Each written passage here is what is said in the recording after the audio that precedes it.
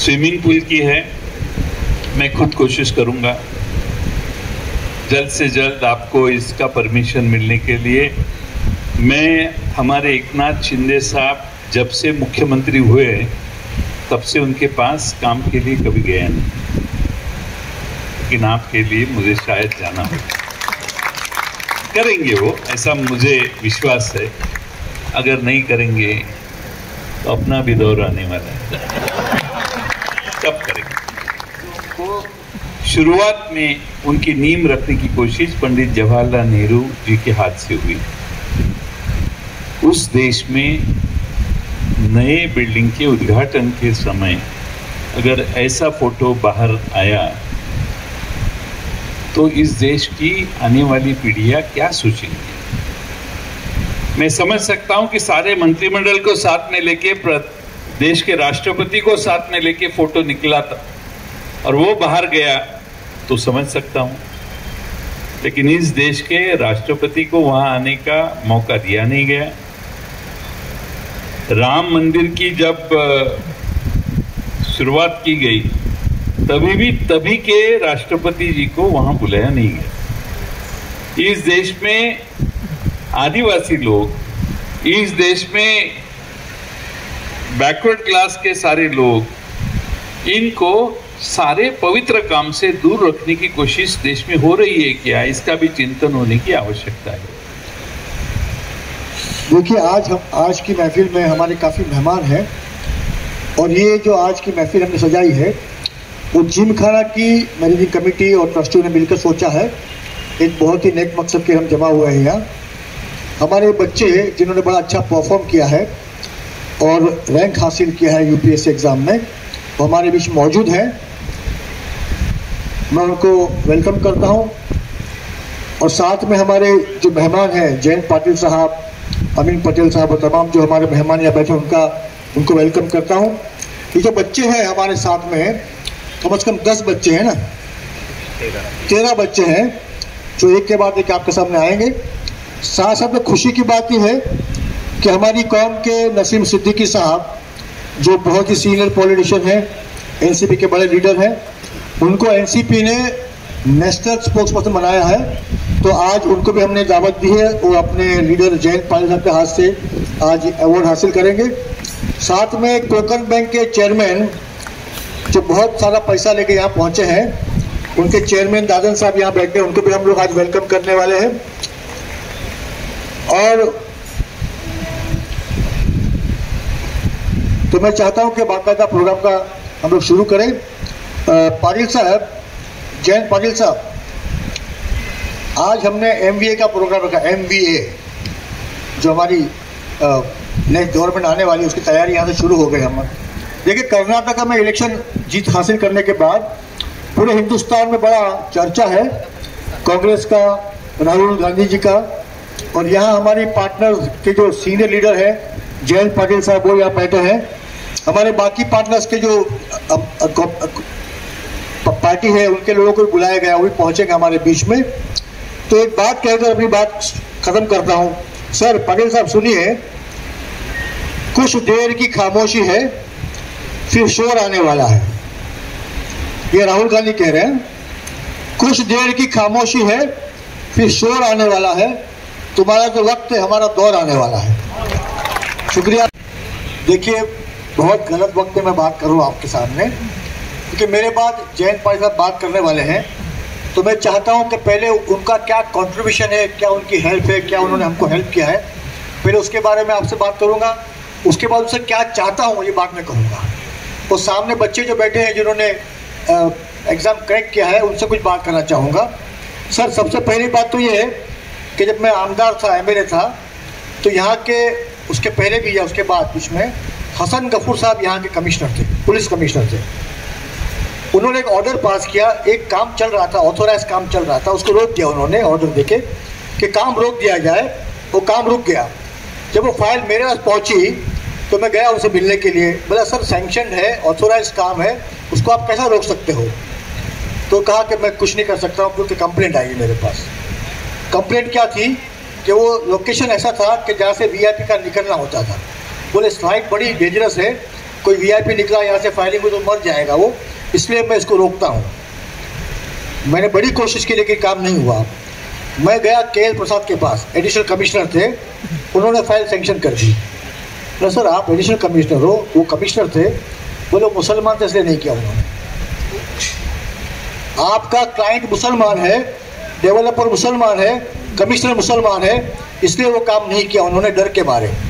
तो ये गुजारिश आपसे है कि आप माशाल्लाह एक मिल्लत के फर्ज हो, आपको अल्लाह ने पोजीशन दी है, आप बड़ी बड़ी जगह पहुंचोगे, तो ये मत सोचना कि सामने वाला मुसलमान काम नहीं करूंगा तो मेरा इमेज बढ़ेगा, बल्कि आपको अपनी मिल्लत की हेल्प करनी पड़ेगी। ये एक बात गांठ बांध लीजिए।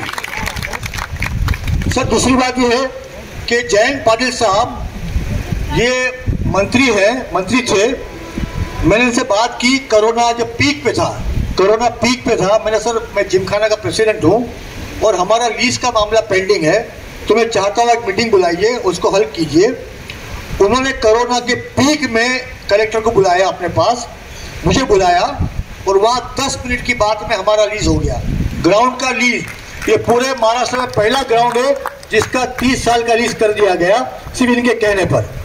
तो जब से हम इनके बड़े शुक्रगुजार हैं और मैं चाहता हूँ कि हमारा हर फंक्शन में, हर प्रोग्राम में इनको बुलाया जाए, इनका मान सम्मान किया जाए। सर एक और बात है जिसका जवाब मैं चाहता हूँ आप दें अपने स्पीच में, कि हमारी फाइल गई है स्विमिंग पूल की, हमको यहाँ स्विमिंग पूल बनाना है। कलेक्टर का NOC आ गया, पुलिस का NOC मिल चुका, हमारे को BMC का NOC आ चुका, रोड की जो कमेटी होती है उसका NOC आ गया, फाइल गई है मंत्रालय। जब हमारे मंत्री थे उनके पास फाइल पहुंची, मैं उनसे मिला जाके, उन्होंने कहा कल करते हैं, परसों करते हैं, गवर्नमेंट गई हमारी, वो फाइल वहाँ के वहीं रहेगी। फिर बाद में आपके नए मुख्यमंत्री जो है अभी, वो कम से कम 3 बार जिमखाना पहुंचे, तीनों बार उनसे बात की मैंने कि सर हमारी फाइल आपके पास है, उसको आप सैंक्शन कर दीजिए।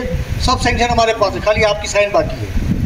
अता कर दो 3 महीने निकल गए, अभी तक फाइन की नहीं उन्होंने। उसके बाद ये हुआ कि इलेक्शन आया क्रिकेट एसोसिएशन का, महाराष्ट्र क्रिकेट एसोसिएशन का, तो मुझे फ़ोन आया कि आपको हमको वोट देना है।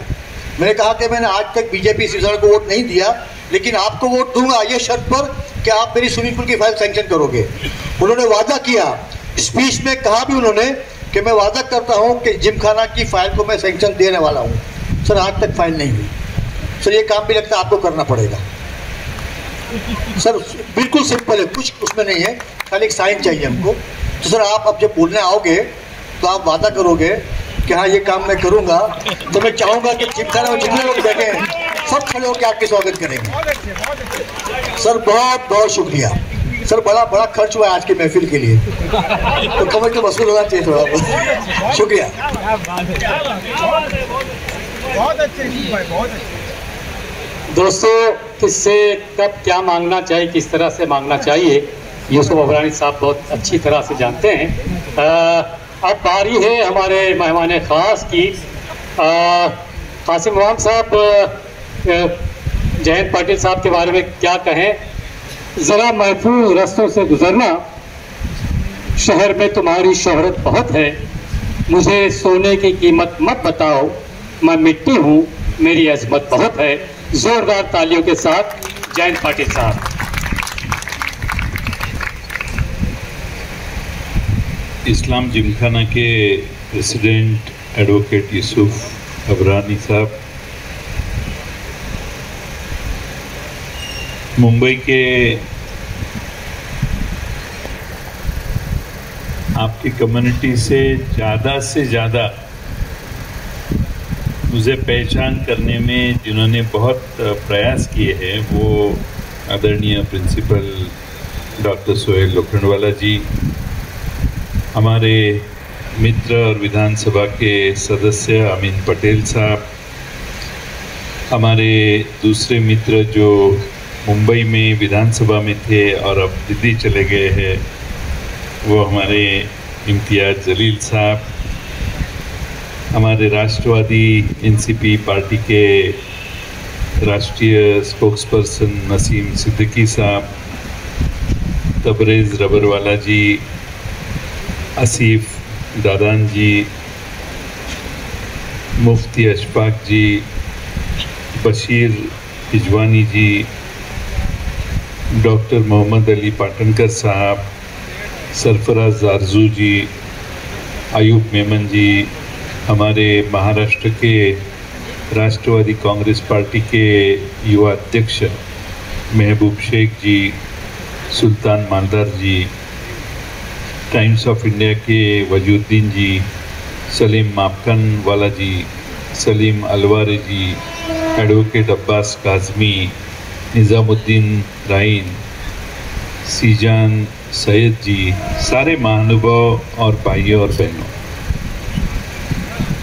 पिछले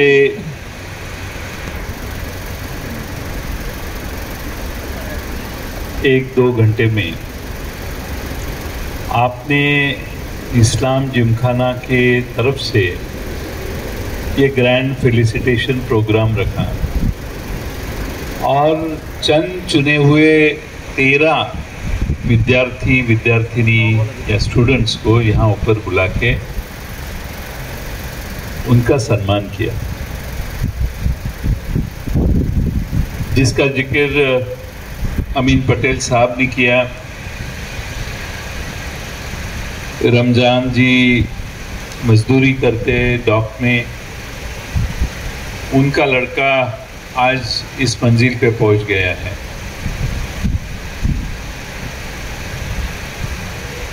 बहुत चंद लोग होते हैं इतनी सीढ़ियां ऊपर चढ़ सकते,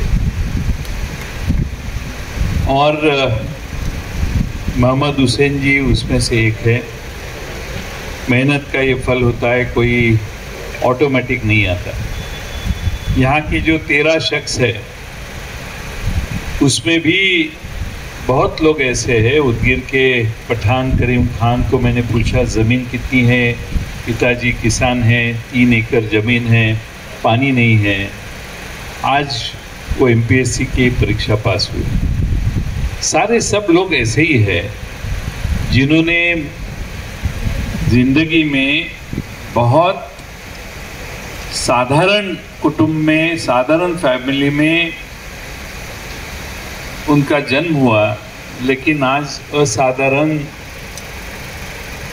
तरक्की उन्होंने आपके सबके सामने दिखाई। मैं यूसुफ भाई का पहले अभिनंदन करूंगा कि इन सारे लोगों को, देश के सारे लोगों को, कोई आंध्र प्रदेश से है, कोई मेरठ से है, सबको इकट्ठा करके उनका सम्मान करके आगे वाले दूसरी पीढ़ियों के, दूसरी आने वाले सारे बच्चों को भी ये प्रोत्साहित करने की कोशिश आपने की। देश में क्या माहौल है वो बताने की कोई ज़रूरत नहीं है। माहौल इतने बिगड़े हैं कि पार्लियामेंट का उद्घाटन करते हुए भी किस दिशा से ये नई बिल्डिंग जाने वाली है, इसका एक छोटा सा अंदाज कर दिया गया। आज पवार साहब ने एक छोटे प्रोग्राम में हमको बताया कि जब स्वतंत्रता प्राप्त हुई तब पंडित जवाहरलाल नेहरू जी का एक फोटो है, उनका पूरा मंत्रिमंडल है, उसमें डॉक्टर बाबा साहेब अम्बेडकर जी है, उसमें तब के राष्ट्रपति जी है राजेंद्र प्रसाद जी, उसमें जगजीवन राम बाबू जी है, उसमें मौलाना आज़ाद साहब है, स्वयं पंडित नेहरू जी है, वल्लभ भाई पटेल जी है। कल की तस्वीर आपने देखी है, साहब खड़े हैं, आजू बाजू में जो लोग हैं उनका अगर नाम आप बता सकते हैं, आप कहें वो सजा में दे दूंगा।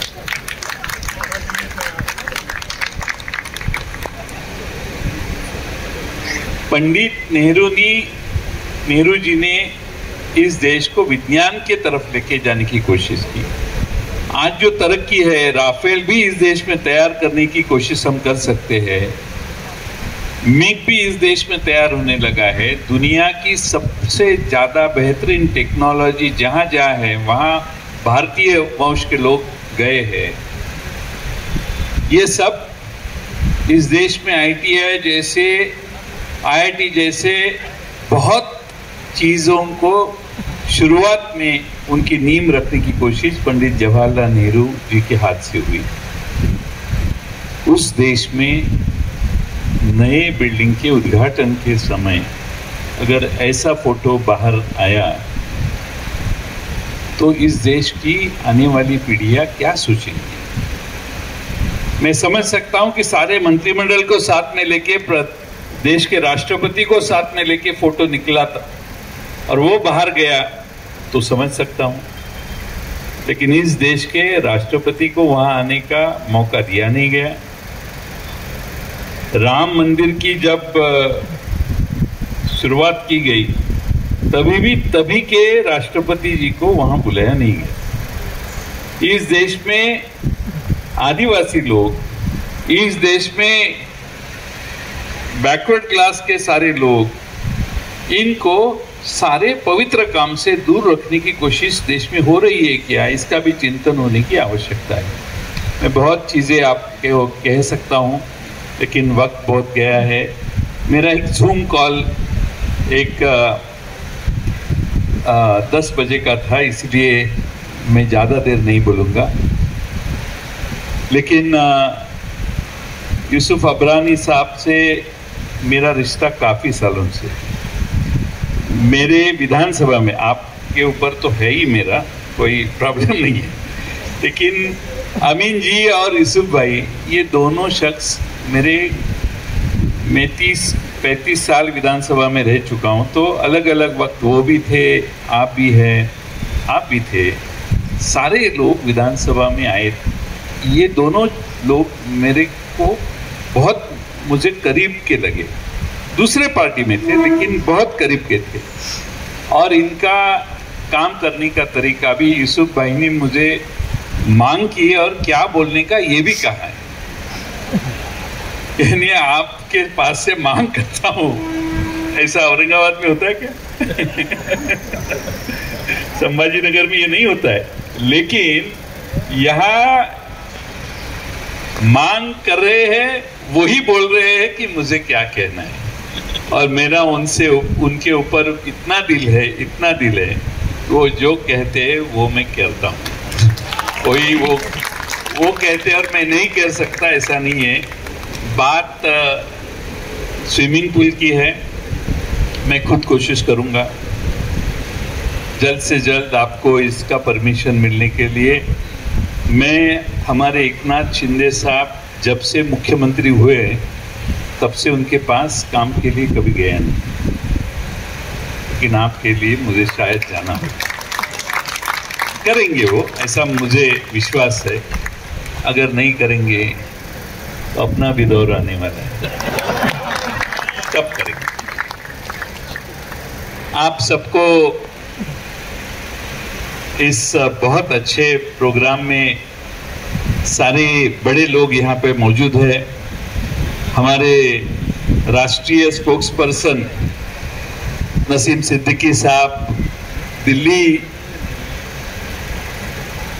के राष्ट्रीय स्तर के स्पोक्स पर्सन पवार साहब ने उनको बनाया है। हमारे पार्टी में बहुत अल्पसंख्यक नेता बहुत है और थे भी। हमारे सोहेल भाई उनमें से एक है। सबको मौका मिलता है ऐसा नहीं, लेकिन आज एक मौका हमारे नसीम सिद्दीकी साहब को मिला है। आप सभी ने उनका अभिनंदन किया है, सत्कार किया है। मुझे पूरा विश्वास है कि उनके ऊपर जो जिम्मेदारी पवार साहब ने रखी है वो बहुत अच्छी तरह से वो पूरी करेंगे। हमारे देश में और इस स्टेट में क्या माहौल है उसके ऊपर बयानबाजी उनकी कायम रहेगी, ऐसा मुझे पूरा विश्वास है।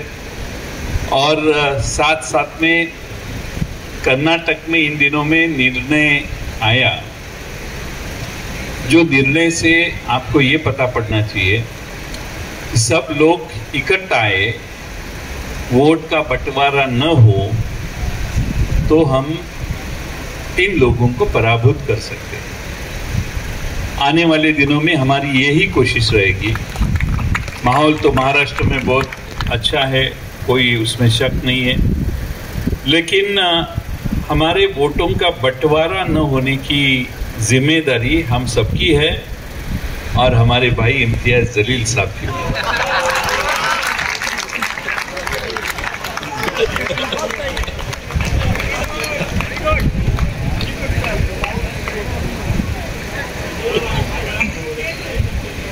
हमारा उनके ऊपर प्रेम है, हमारा वास्ता बहुत अच्छा है, उनसे बहुत अच्छे संबंध ताल्लुकात है मेरे, लेकिन कोशिश करने वालों की हार नहीं होती।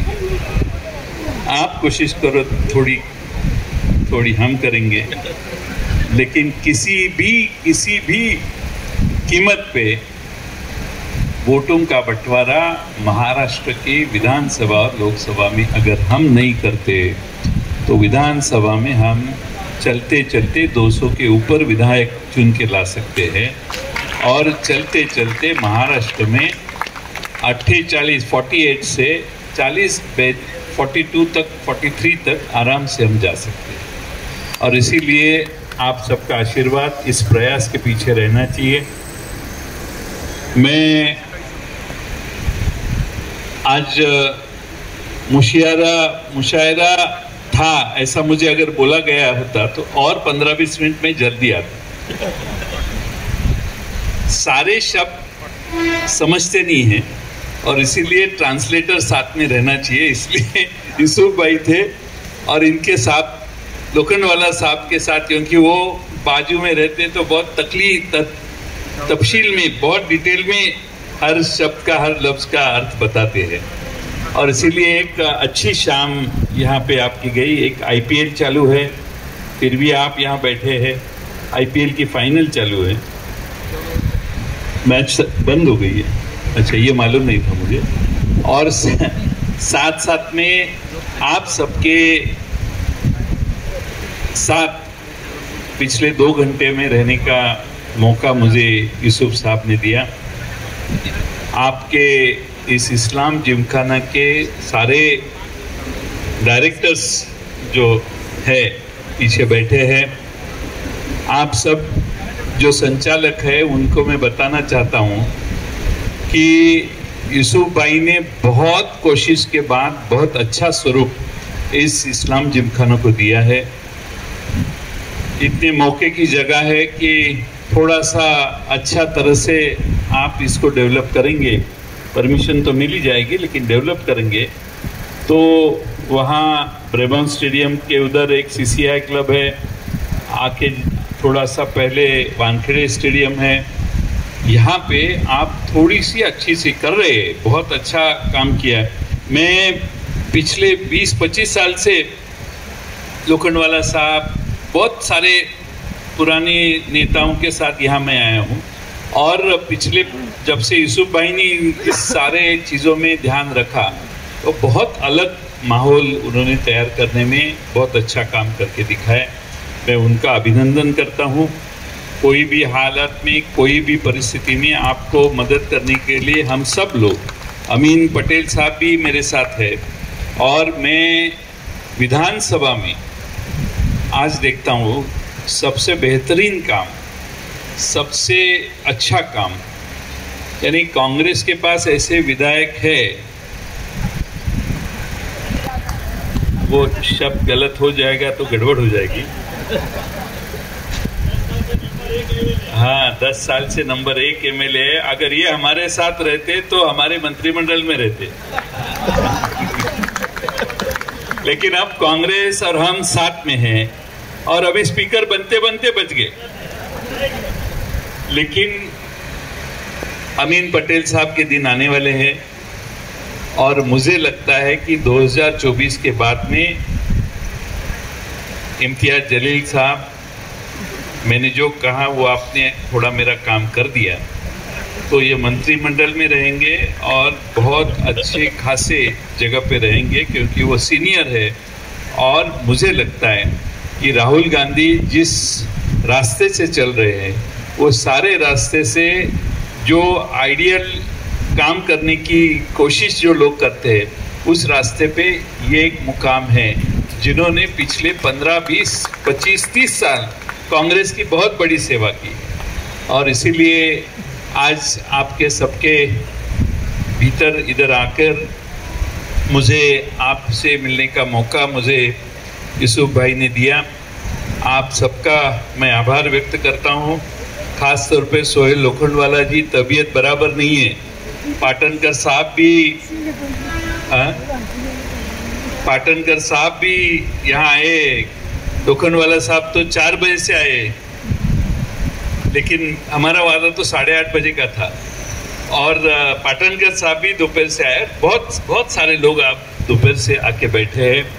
आप सबको मैं यहाँ पे आपका आभार व्यक्त करता हूँ। हमारे ये 13 नौजवान बच्चे, इनको भी एक बार उनका अभिनंदन करता हूँ और मेरे 2 शब्द पूरे करता हूँ। धन्यवाद दोस्तों, बहुत शुक्रिया जयंत पाटिल साहब। दोस्तों, जो Jafar Suleman IAS training centre है